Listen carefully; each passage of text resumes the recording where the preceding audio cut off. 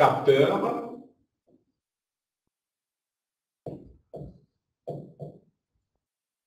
capacitif de niveau.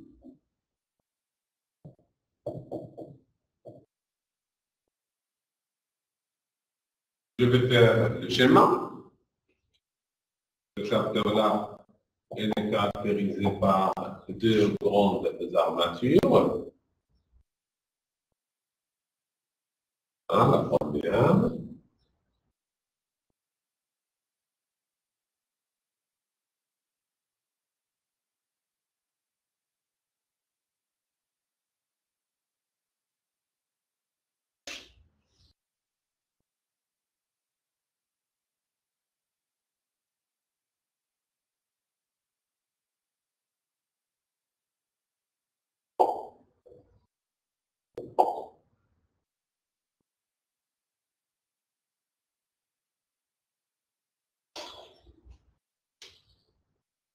Ici, je vais avoir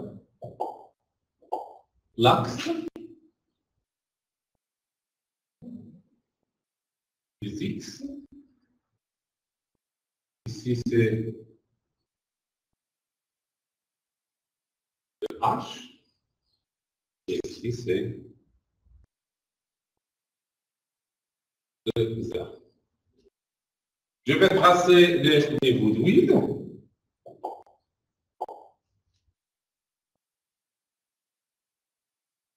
Donc, ici.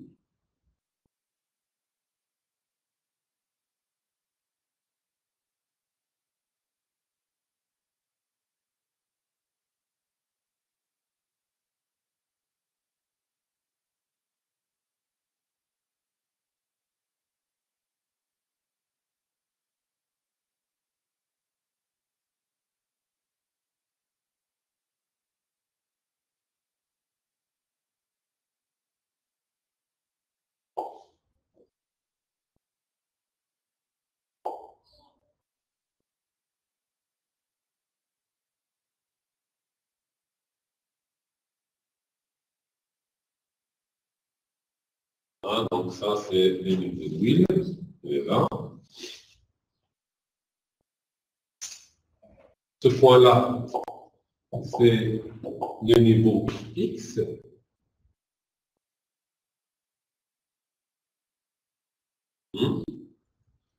Alors, l'huile, elle est caractérisée par sa permissivité epsilon H qui est égale à 4 fois epsilon 0. Alors ici, il y a c'est de l'huile. Ici, c'est epsilon de l'air. C'est epsilon 0. Là, il y a de l'air. Et la distance entre les deux armatures, c'est E. Et la surface, les données, l'armature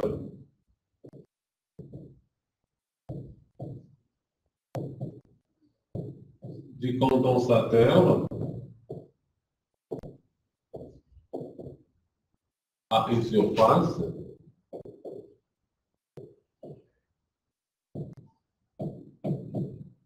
S est égal à, combien on a dit? Je vais l'avoir ici.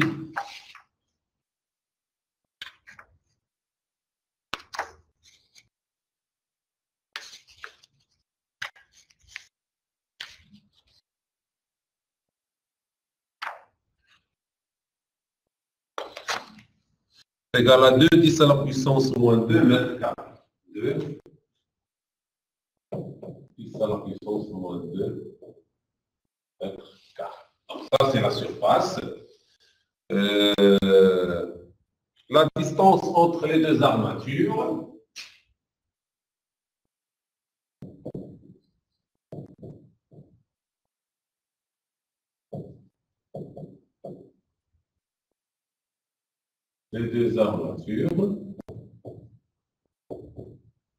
et E est égal par 5 millimètres.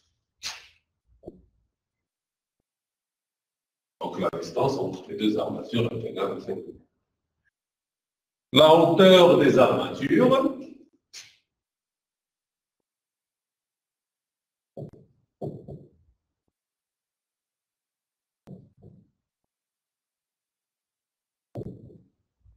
et H est égal à 1 mètre.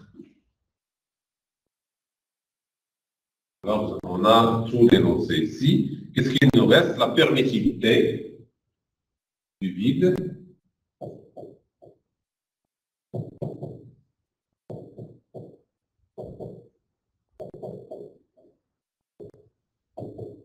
Du vide est epsilon 0 est égal à 8,85 10 à la puissance moins 12 farad par mètre.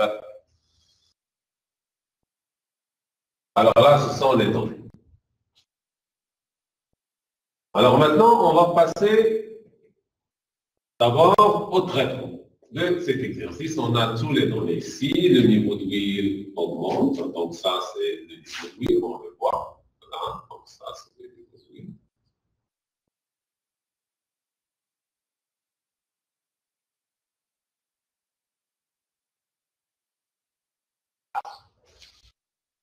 Du haut qui se déplace, du haut et de bas, sans déplacement, c'est première question. Quelle est la grandeur physique à étudier?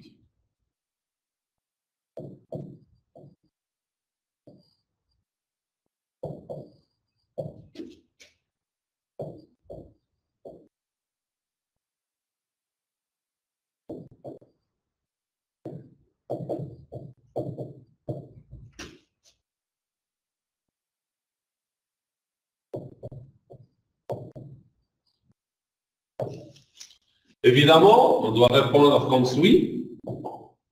La grandeur physique à étudier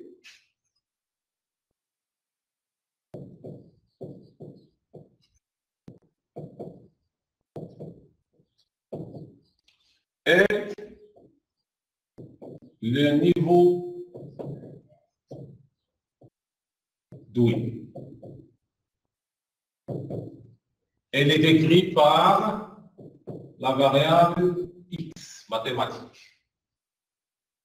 Deuxième question.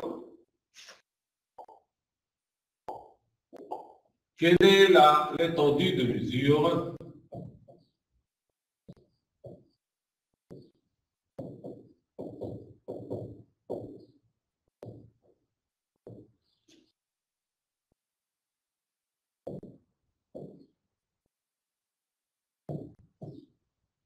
de ce capteur?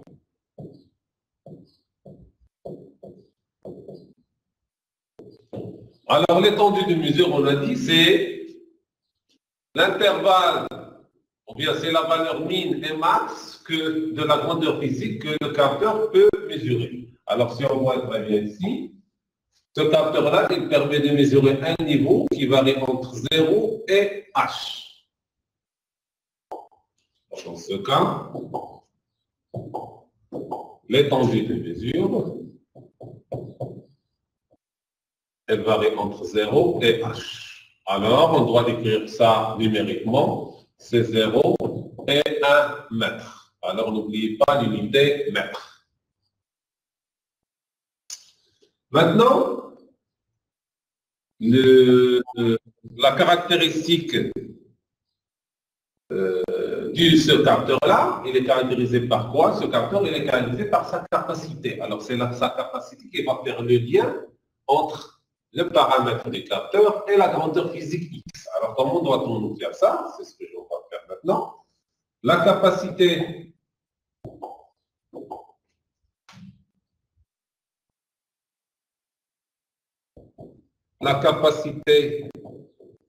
d'un condensateur plan, parce qu'il y en a deux, et C est égal epsilon 0 fois epsilon R relatif sur la distance D, ou bien E, ça dépend. Donc ça c'est en général la distance entre les deux armatures, multiplier la surface des armatures. Donc ça c'est en général. En général, on a la capacité d'un condensateur plan est égale à cette expression. Alors c'est à partir de cette expression qu'on va faire l'étude de notre cas. Alors revenons à notre capteur. Alors notre capteur, il est constitué de deux armatures de surface S, et la distance que sépare les deux armatures, c'est E, mais ce condensateur est différent. Pourquoi? Parce que le diélectrique qui se trouve dans l'armature, il est fait de deux types. Et il est fait de l'huile. Alors pour ce cas, ce condensateur à quoi sera équivalent? Il sera équivalent à un condensateur. Dans ce cas, notre condensateur sera équivalent à quoi? C'est comme ça, on va voir notre condensateur. Il est comme ça. Hein. Voilà. Donc ça, c'est notre condensateur.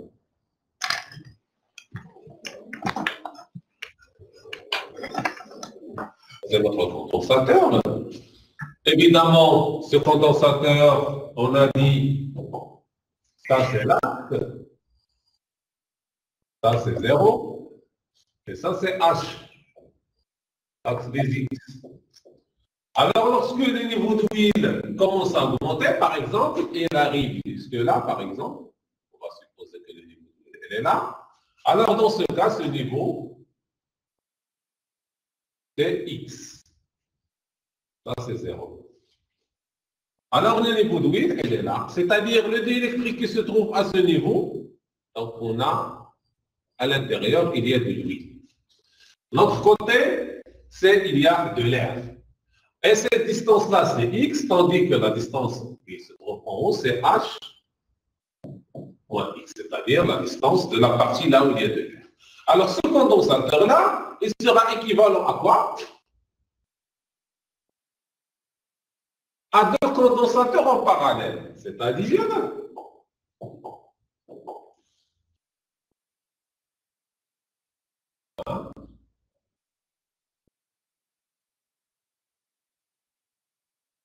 un condensateur, ça, là où il y a seulement de l'air, en parallèle avec un condensateur, là où il y a seulement de l'huile. Alors ici, ce condensateur est plein d'huile ici, tandis que l'autre, il y a seulement de l'air. Alors la différence réside où? Réside dans la hauteur de l'armature. Ici, on a X, c'est-à-dire cette hauteur. Et là, on a H moins X, c'est-à-dire cette hauteur.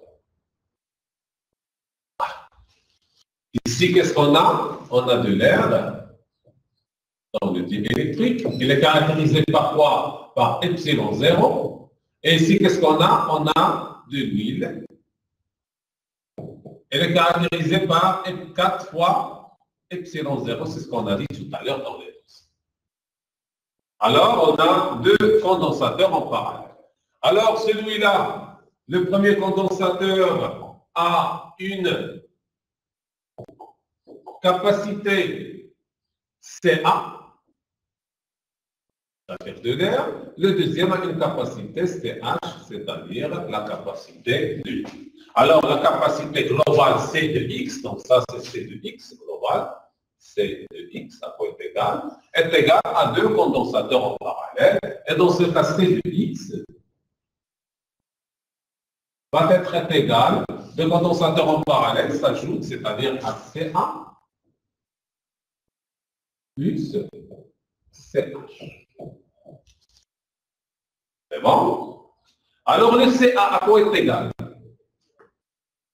CA est égal à epsilon 0 parce que c'est de l'air, donc donc la permissivité, epsilon R est égal à 1, on a supposé, sur la distance entre les deux armatures. Évidemment que les deux condensateurs ont la même distance entre les deux armatures, qui est 2, que multiplie la surface de cette partie de l'armature. C'est-à-dire cette surface-là, lorsque je vais revenir au schéma, vous allez constater que cette surface, c'est quoi? C'est cette surface.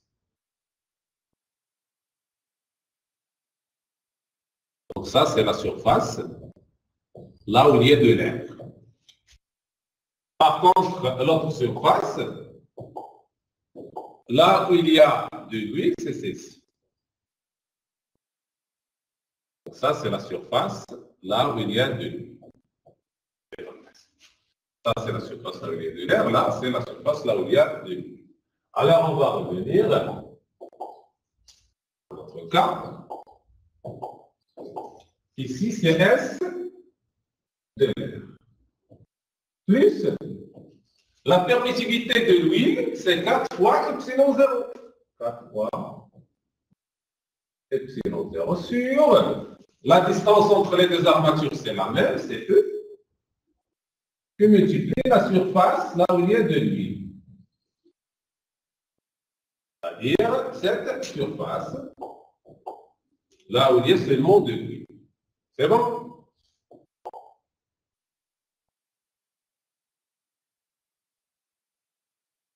C'est clair? Alors, on va revenir à notre cas et on va essayer de voir les choses plus en détail.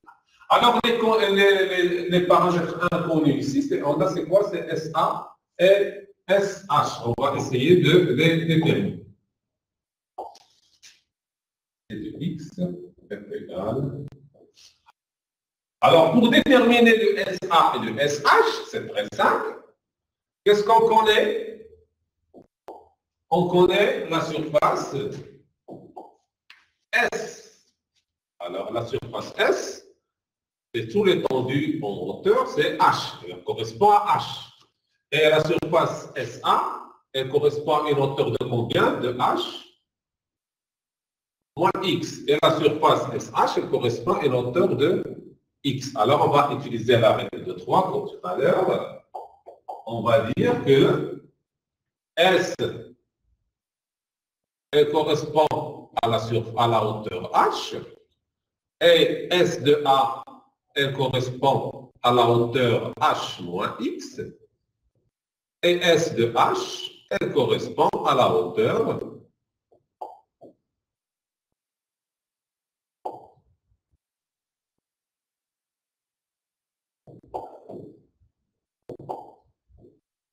X. Et finalement, ces deux choses-là, qu'est-ce qu'elles vont me donner? Elles vont me donner que S de A est égal à H moins X sur H qui multiplie S. Ça, et S de H est égal à X sur H qui multiplie S. Maintenant, qu'est-ce que je dois faire? Je dois remplacer, dans ce cas, le C de X va être égal à epsilon 0 sur E, que multiplie S de A, c'est H moins X sur H fois S, plus 4 epsilon 0 sur E, qui multiplie X sur H fois S.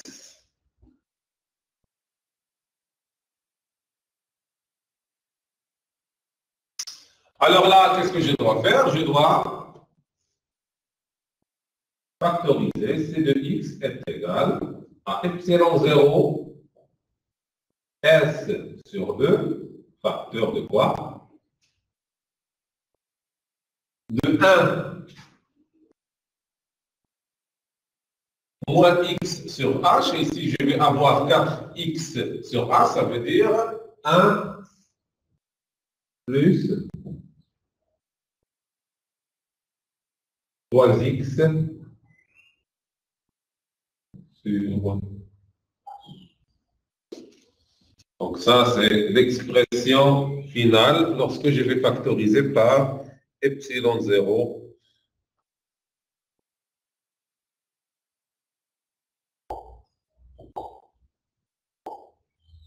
Là, c'est l'expression de la variation de ce condensateur, de la capacité de ce condensateur. Vous voyez, qu'est-ce qu'on a essayé de trouver? On a trouvé une relation entre la grandeur physique qui est x et la caractéristique de ce capteur. Alors, quelle est la caractéristique de ce capteur? C'est bien un paramètre, c'est sa capacité. Et finalement, qu'est-ce qu'on a trouvé? On a trouvé la relation entre la capacité et la grandeur physique. Alors, dans ce cas, on va essayer de travailler avec cette expression. On connaît très bien comment la capacité de ce condensateur, ou bien de ce capteur-là, comment elle varie lorsque la grandeur physique x varie. Là, on a trouvé un lien entre les deux.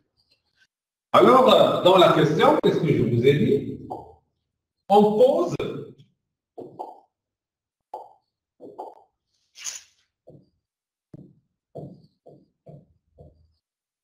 C0 est égal à epsilon 0 S sur 2.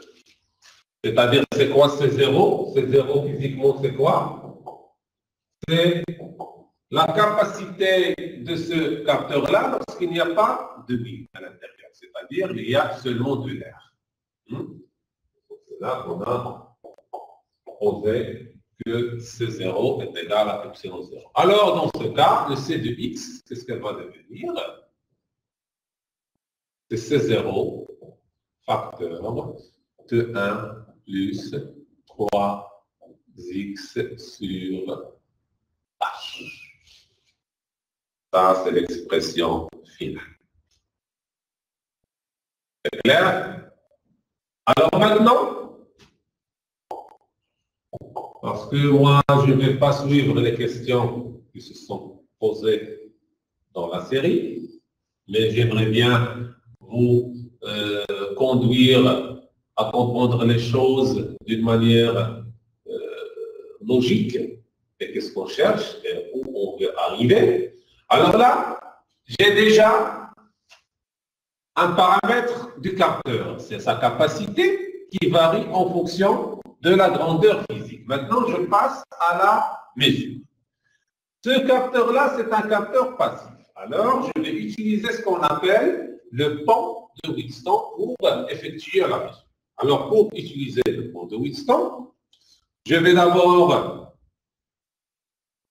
schématiser ce pont. Alors là, si je vais avoir la tension, cette tension-là, comme j'ai dit, on a la capacité, l'alimentation d'un capteur capacitif. Dans la plupart du temps, on utilise une tension sinusoïdale. Pourquoi? C'est pour faire apparaître le oméga dans l'impédance de ce condensateur. Alors là,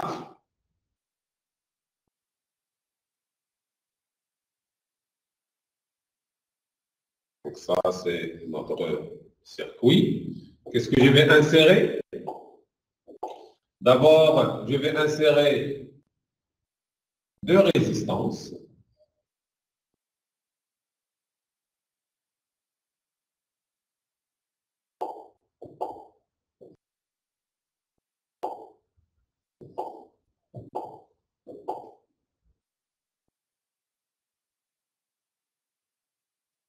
Les résistances, je vais les appeler R et R. De même valeur. Et je vais insérer notre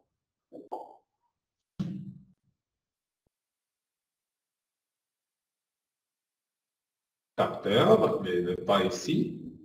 Voilà, voilà, et voilà. Alors le capteur, c'est C de X, elle est là.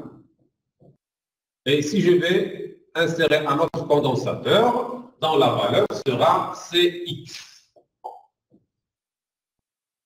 C de X. La tension ici, c'est V de G. La tension à mesurer, c'est ici.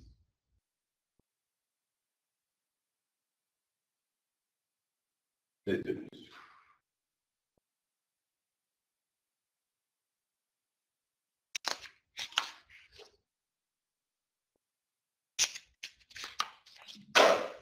Alors maintenant, pour le calcul, on va avoir ici, c'est le point A, le point B. Les deux mesures à quoi est égal, donc ça c'est la masse, elle est là. Les deux mesures est égales à la tension V de A, moins la tension V de B.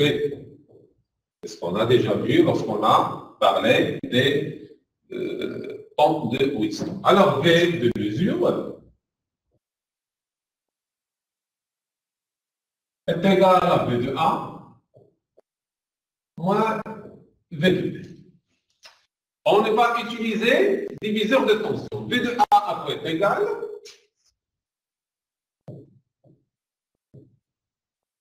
est égal à l'impédance Z de C0 sur l'impédance C0 plus l'impédance de C de X que multiplie V de G.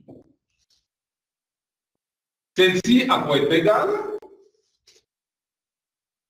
1 sur J oméga C0 sur 1 sur J oméga C0 plus 1 sur J oméga C de X fois V de G. Et finalement, V de A à quoi est égal? Je vais simplifier par J oméga. Ça va être égal à C de X sur C de X plus C0 V de G. Et voilà, j'ai trouvé le V de A. Maintenant, je cherche le V de B. V de B est égal à R sur R plus R fois V de G. Je vais simplifier par R, ça va me donner V de G sur 2. Finalement, V de mesure est égal à C de X sur C de X plus C0 moins 1,5 facteur de V de G. Alors, je vais réduire au même dénominateur. Qu'est-ce que je vais avoir? V de mesure est égal à C de X moins C0 sur C de X plus C0 fois V de G sur 2.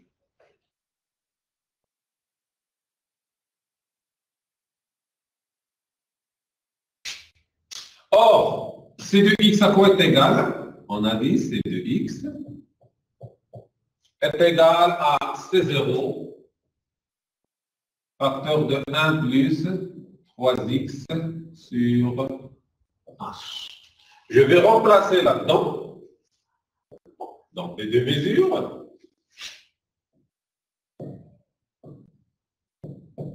Est égal à C0 facteur de 1 plus 3x sur H moins C0 sur C0 facteur de 1 plus 3x sur H plus C0 fois V de G sur 2.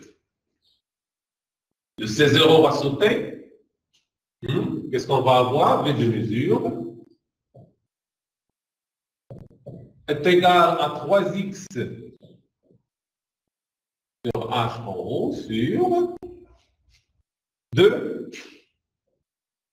plus 3x sur h fois v de g sur 2.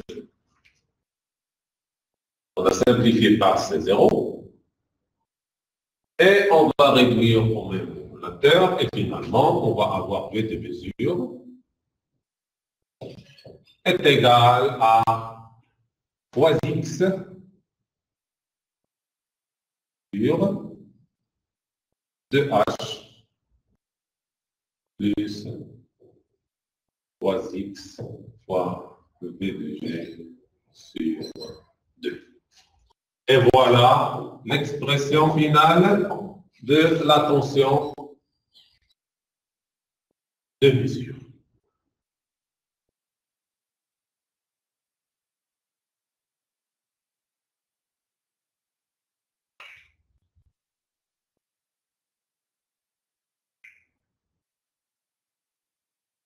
Alors là, la tension que je vais mesurer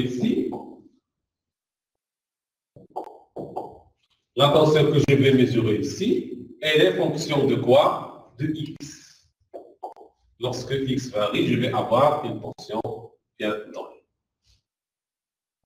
Maintenant, on aimerait bien savoir les limites de cette variation de x. Or, pour savoir ça, qu'est-ce qu'on a déjà vu pour limiter l'intervalle de variation de la tension de mesure en se basant sur l'étendue de mesure? On a x, elle varie de 0 jusqu'à h, c'est-à-dire de 0 jusqu'à 1 mètre. Alors, on va calculer v de mesure pour x est égal à h.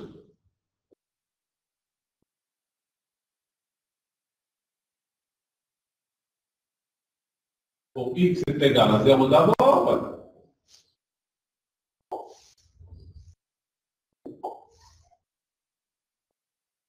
Pour est égal, je remplace x par 0 ici. Qu'est-ce que je vais avoir? C'est 0. Alors, est égal à 0 volt. La tension V de mesure pour x est égal à h, c'est-à-dire le niveau supérieur de l'huile. Lorsque je vais remplacer x par h ici, je vais avoir quoi est égal à 3h sur 5h, c'est-à-dire 3h sur 10h. On va simplifier. 3h sur 10h, ça fait 3 sur 10, ça fait, pardon, 3 sur 10, 3 VG. Or, VG, on a dit que VG, dans l'énoncé, c'est 10 watts. Alors, dans ce cas, V de mesure, pour X est égal à H, est égal à 3 watts. Et finalement, la tension que je vais mesurer, c'est une tension qui varie entre 0 volts et 3 volts. Quelle que soit la valeur ou bien le niveau d'huile, cette tension-là, elle va varier entre 0 jusqu'à 3 volts. Maintenant, on doit calculer la sensibilité. La sensibilité, c'est quoi?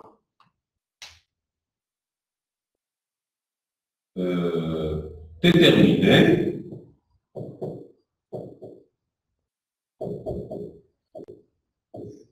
la sensibilité. La sensibilité, par définition, qu'est-ce qu'on a dit? De mesure, S de mesure, c'est la variation de ce qu'on mesure, c'est-à-dire de ce qu'on a mesuré ici, sur la variation de la grandeur physique, c'est quoi? C'est X. Il est représenté, c'est la variation de niveau qui est X. Alors, on va dériver ça. Qu'est-ce qu'elle va nous donner?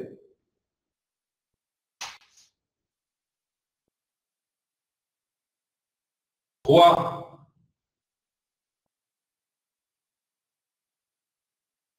2h plus 3x moins 3 fois 3x, ça fait 9x carré. Sur le dénominateur au carré, ça veut dire 2h plus 3x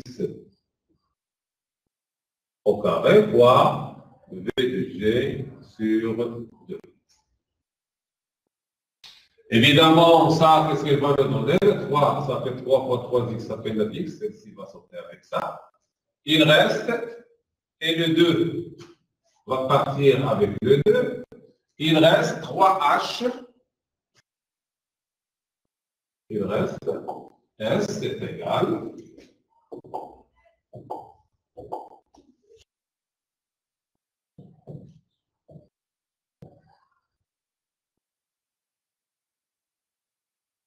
H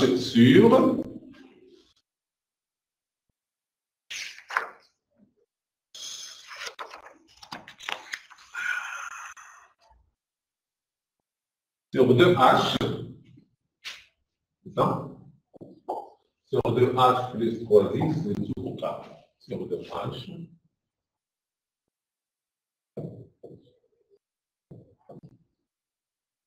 Fois v de g. Alors, on voit très bien que cette sensibilité, comment elle est? Est-ce qu'elle est constante? Non. Cette sensibilité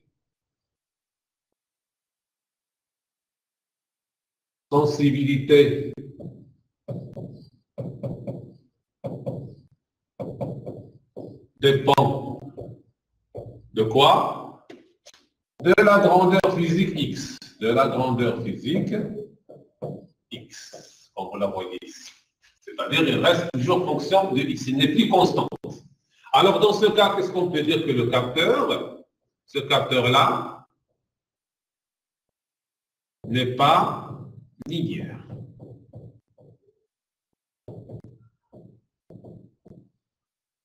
Alors maintenant, qu'est-ce qu'on va faire? On va essayer de déterminer les limites de cette sensibilité. Alors, on va déterminer les limites de cette sensibilité. Comment? On doit calculer la sensibilité pour x égale à 0 et la sensibilité pour x est égale à h. Alors, la sensibilité pour x est égale à 0, il faut être égal à 3 sur 4h carré, ça fait 3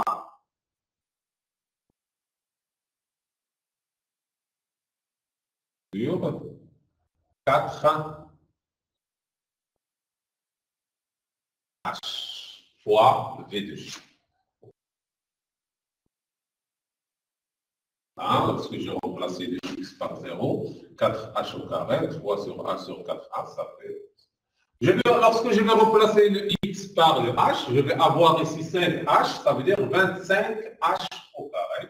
Ça fait 3 sur 25h fois v de g. Alors, le h est égal à 1 mètre, v de g est égal à 10. Celle-ci va nous donner 30 sur 4, ça fait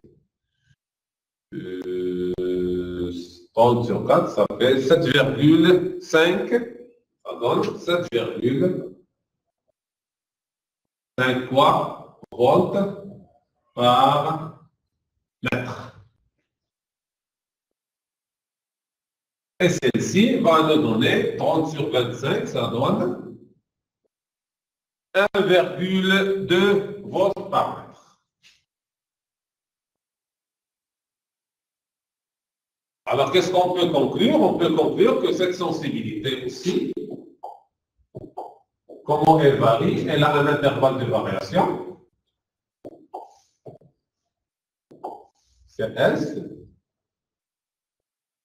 Elle a un intervalle de variation compris entre 1,2 volts jusqu'à 7,5 plutôt. 1,2 volts par mètre jusqu'à 7,5 volts par mètre. Et voilà. Et ce capteur-là, il est très sensible où? Elle est très sensible pour les valeurs faibles de niveau, c'est-à-dire il est très sensible dans cette zone, plus que cette zone.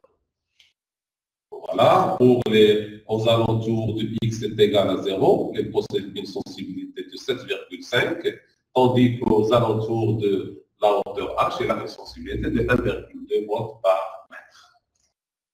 Et comme ça, on a terminé cet exercice-là. Et on va voir, est-ce qu'il y a des questions?